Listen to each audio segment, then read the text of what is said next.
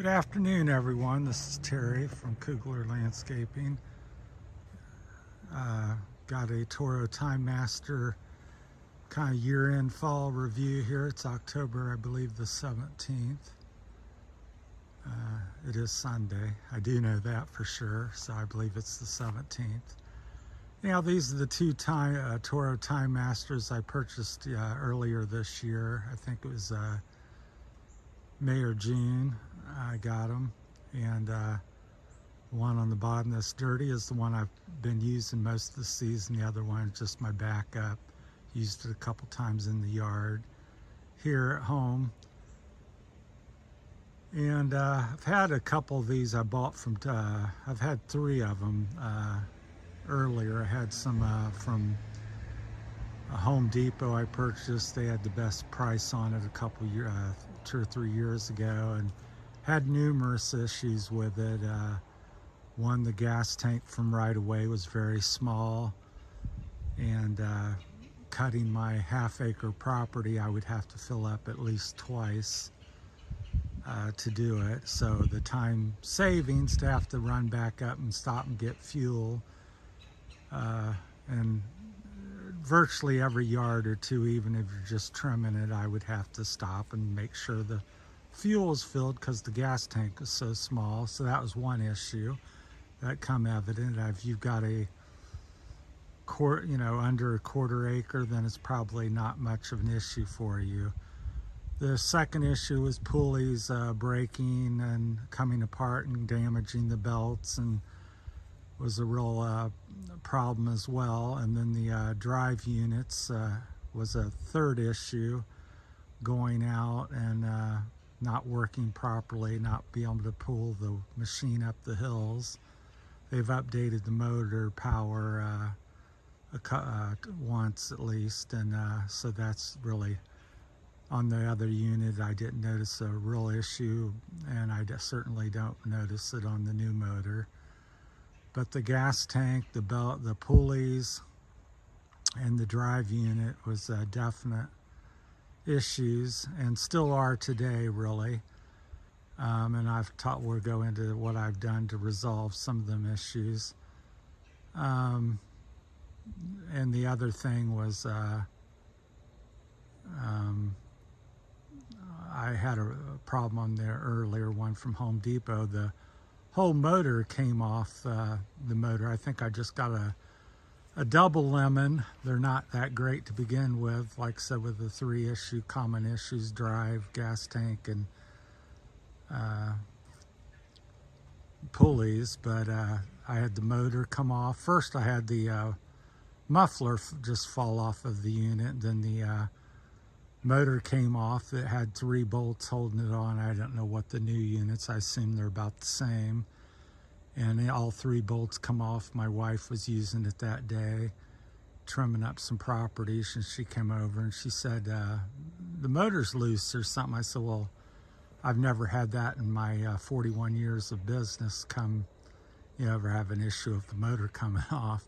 Went over and pulled on it. I'm like, the whole motor was off of the unit, stripped out the holes. And then I thought, well, it was a decent motor, a decent unit. Overall, the concept of 30 inches and the bigger bag and getting more work done is good. So I bought the X-Mart commercial unit, thinking, well, it's got the commercial motor, Kawasaki motor, heavy-duty drive tank, bigger gas tank. So I believe the pulleys were the same back then on that. I think they've updated to the commercial ones on the commercial unit. But anyhow, it sucked air in past the air filter, which is a known problem with the unit for the Kawasaki's, and blew up my motor, or seized it up within probably 2 to 3 months. And of course, it was supposedly my fault. Nobody wanted to address it when I brought it up to them. So being a commercial guy, I just quickly move on. So between the 2 units of the 2 previous Toro TimeMasters and the X-Mart commercial one, I gave up on them at the time. So looked around the market for a couple years, finally decided to dabble back into it and see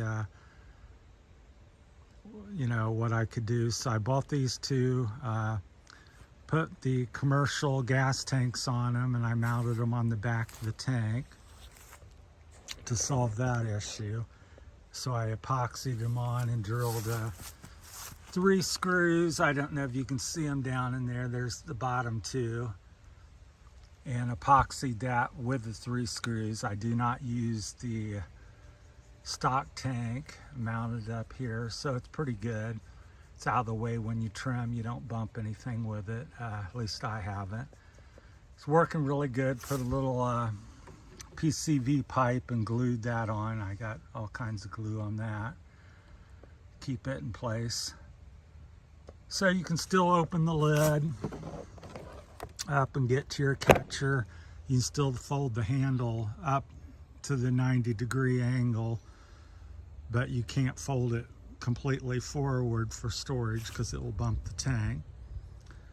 And then I put the commercial pulleys on it. I did both units the same way. We'll look at this other one since it's cleaner. So that's so commercial pulleys on both units. Once again, that's the commercial tank. I have not updated to the commercial drivetrain yet, but there's the bolts in there. There's 2 and there's 1 at the top. Then I put epoxied underneath that and then bolted it directly on. So far, after about 6 months or so, 4 to 6 months of use on this one, it has not come loose or off. So, and you do need to have a little pipe. This one's a little cleaner because it's not been used as much. So I put that and cut it. It helps support the back so it doesn't wobble and bounce around as much because it's just mounted to the tank. I just drilled, put screws right into the tank with epoxy. So that's that. So overall, solved them 2 issues, been no problems. The drivetrain's still the weak issue. I've not updated to the commercial, as I said, drivetrain, which would be my next step. But overall, it's they've worked pretty good beyond the drivetrain being a little weak when it gets full of heavy wet grass. This quickly probably gets over 200 pounds because it's about 160 pounds dry. So I'll demo it real quick here. And if I can get it started here with one hand, I'm by myself today. So I'll show you bagging some leaves here. We got fall's really kicked in and this is really heavy leaves, but it is dry. So we'll do a few swipes and show you that if I can demo that real quick and get it started. Here. Doing all this in one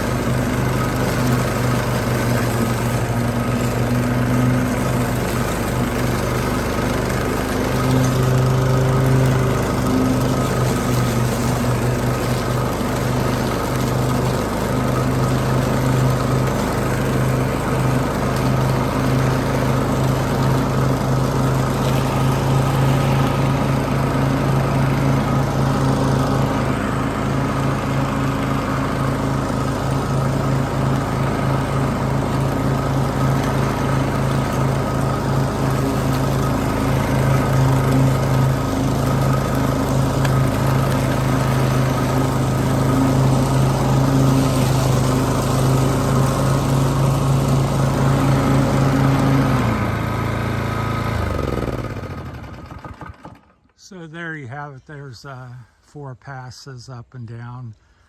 I do like the way it bags. It bags pretty good. It's just got like a mulching. This is a 3-into-1 mower, so the bag's full right now. But it does really chop it up very fine, and the bag is also a lot bigger than a 21-inch mower, so you can get a lot of leaves in there because that was really thick. Up through there's quite a few leaves. They are very dry today. So that filled it up, them 4 passes up through there, but you can see it's cleaned it up pretty nice. And it mulches fairly decent as well. You can see a little bit where it started to fill up there in the yard. It was mulching up a little bit. So, like the bag capacity, I wish they shaped it a little wider at the end. I don't know if I can get this one off to show you. I don't know if you can see it, but the bag is actually, let me clean it up here, narrower at the opening than it is inside. It's bigger inside, so when it's full you really have to pull and shake to get it out. So Toro could make this opening a little bit bigger. That would aid in getting it off, but it is a great size bag. I'm not sure how much bigger it is than a 21-inch mower, but I would say it's probably like the mower, 25 to 40% bigger, but it holds quite a bit. And I just wheel the mower to where I want to dump it, or the bag gets kind of heavy with especially the wet grass. And another issue I've had, so the motor's been very sound, no problems with that, no bogging. I basically trim with it. I got a big walk behind.